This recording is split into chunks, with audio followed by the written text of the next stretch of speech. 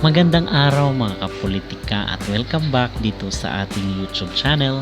Sa vlog na ito is panunuorin po natin itong video na kung saan ay nagpapahayag ng naging journey ni Sofronio Vasquez dito pa rin sa The Voice USA, kasi ilang araw na nga lang po ay uwi na yung ating kababayan dito sa ating bansa. At pumukaw naman ito ng mga atensyon dito sa ating mga netizen ang kanyang pagkapanalo nga dito sa The Voice USA. Pero bago ang lahat ay huwag kalimutang mag-like at mag-subscribe na rin kayo para updated kayo sa ating mga latest issue.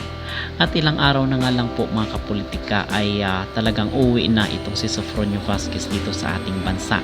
At naipahayag natin doon sa ating mga naunang mga vlog na makikipagkita siya dito sa ating Pangulo na si Pangulong Bongbong Marcos. At the same time magkakaroon rin po siya ng mini concert dito sa Cebu.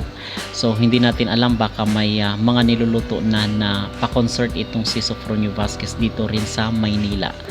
Okay, at marami kasi po ang nag-react dito sa isang video na kung saan is pinost dito sa Facebook ng isa sa mga influencer or mga vlogger na kung saan ay bakit napakataas daw ng standard ng singing contest dito sa Pilipinas, kasi ang pamagat po ng video dito mga kapolitika ay natalo siya dito sa Pinas pero champion siya or nagwagi siya sa mundo. Okay, so ngayon ang mga Pinoy ay talagang napareact dito sa naging post sa social media na kung saan ay bakit daw hindi siya nanalo. Actually napag-usapan natin itong videong ito or itong isyong ito sa mga previous natin na video patungkol pa rin dito kay Sofronio Vasquez. So atin lang pong pinabalikan mga kapolitika kasi magbibigay tayo ng reaksyon at the same time panunuorin po natin yung mismong video. Tayo naman is nakapag-move on na tayo dito at maganda naman na ang magiging relasyon ni Sofronio Vasquez dito sa It's Showtime, and in fact magkakaroon niya rin siya ng guesting dito sa ASAP at dito sa It's Showtime mismo. And then sabi niya pa nga na kaliwat kanan daw yung mga invitation sa kanya, yung kanya mga guesting dito sa mga TV or sa mga sa mga networks. So abangan rin po yan natin mga kapolitika, at makikipagkita rin po siya sa pambansang kamao na si Manny Pacquiao. At dito sa video mga kapolitika ay napareact nga po ang mga netizen, at ilan lamang sa kanilang mga naging reaksyon dito sa naturang video. Kailangan kasi sa Pinas bumibirit, kahit bahay kubo ibibirit pa rin. E di bale, pumangit ang isang musika, basta ang importante, may birit. Walang pagbabago, ang kantahan sa Pinas, birit ng birit. Marami lang talagang magaling na singer sa Pinas, and hindi niya pa talaga time to shine sa panahon ng TNT, bet ko din siya noon, pero di siya nanalo, kasi mas may better palang plano si Lord, let's just be happy for him.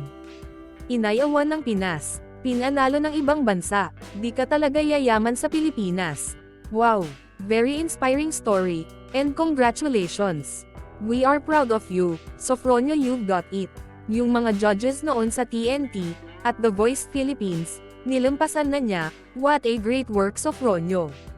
Akalain mo international singer na. He probably gonna replace Sam Smith, he looks like him, and can also sing. Just kidding. Hindi pa niya time noon at di siya para doon, kasi ang Diyos may inihanda sa kanya na mas malaki, kaya nga siya ang nanalo sa The Voice USA. Proud kami sa iyo Sofronio Vasquez. Samantala, narito naman ang mga komento ng mga netizen na nagpahayag ng tuwa sa pagbabalik ni Sofronio sa Pilipinas.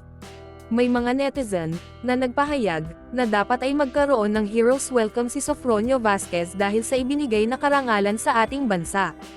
Sofronio Vasquez, after winning as Grand Champion of The Voice Season 26, first Filipino and Asian to win the said contest, also a recipient of Utica, New York, Kita the City. He also opened some possibilities and opportunities, especially to the entertainment industry, to penetrate in the global stage. Maybe, he deserved a hero's welcome. What do you think? Your opinion matters. He deserves a hero's welcome. Dapat lang. He truly deserves to have a hero's welcome. He made our country proud and known to all other countries that Filipinos are worth fighting for, with this brilliant performance, and the first Asia to win the Voice Champion. What do you expect? That a person like him deserves to be honored. At mga kapolitika, yun po ang ilan sa mga naging komento ng mga netizen na kinakailangan daw di umano na magkaroon ng hero's welcome itong si Sofronio Vasquez. Which I believe and I do agree na deserve naman ng ating kababayan ang hero's welcome or pagkilala sa kanya na kung saan is nagbigay ng karangalan sa ating bansa. Samantala dito sa ating video na panunuorin ay From losing sa mga local competitions finalist na nakakuha ng pinakamababang score, Sofronio Vasquez III! to becoming the very first Asian, if not first Filipino na nanalo sa The Voice USA. Sofronio Vasquez! Ito ang kwento ni Sofronio Vasquez that will make you believe in second chances, and his story will teach us the value of persistence. Are no strangers sa world stage. From Jessica Sanchez on American Idol to Marcelito Pomoy on America's Got Talent, Filipinos made waves in international competitions. So singing is the first thing that I can remember. Karaoke is like the Olympics. Grew up in a slum. My mom, my dad, and my 3 siblings, we only just have one room. We don't have a bed, so we just sleep on the floor. And our bathroom was outside. I need to dream just to be out of that situation. Ang tawag ng tanghalad para ipakita ang talento niya. On this stage, pinakita niya ang kanyang husay. US back finalist na nakakuha ng pinakamababang score, Sofronio Vasquez III! This is another loss for Sofronio. And during this time is when he lost his father.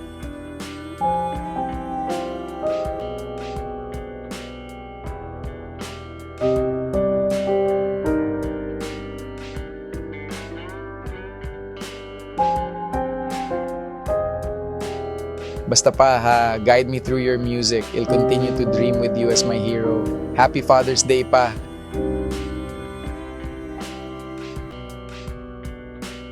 Punong hurado ulit ang magsasalita naman Sir Ray Valero. Tuwing makikita ka sa labas, tuwing magkakasalubong tayo, ikaw lang yung nakikitang walang kasama. Wala. Ikaw lang mag-isa. You're all alone. At yun po ang clip ng video na kung saan ay inihayag at ikwinento ang kanyang buhay nitong si Sofronio Vasquez, yung struggle at mga hirap na pinagdaanan. At mga kapolitika, hindi po tayo magsasawa na pag-usapan itong kanyang buhay kasi nakaka-inspire po para sa ating mga Pinoy at talagang hindi tayo magsasawa na pag-uusapan itong pinagdaanan or yung kwento ng buhay ni Sofronio Vasquez ng ating kababayan. At yung dito na kung saan ay pinag-usapan natin yung hero's welcome ni Sofronio Vasquez, sa tingin nyo mga kapolitika ay deserve niya ba ang hero's welcome dito sa ating bansa? Kasi ilang araw na nga lang po ay uuwi na itong ating kababayan na si Sofronio. Mag-comment down below para mabasa ng mga kinaukulan at who knows ay pakikinggan po nila mga kapolitika ang ating panawagan na dapat magkaroon ng hero's welcome itong ating kababayan. And don't forget to like and subscribe to my YouTube channel.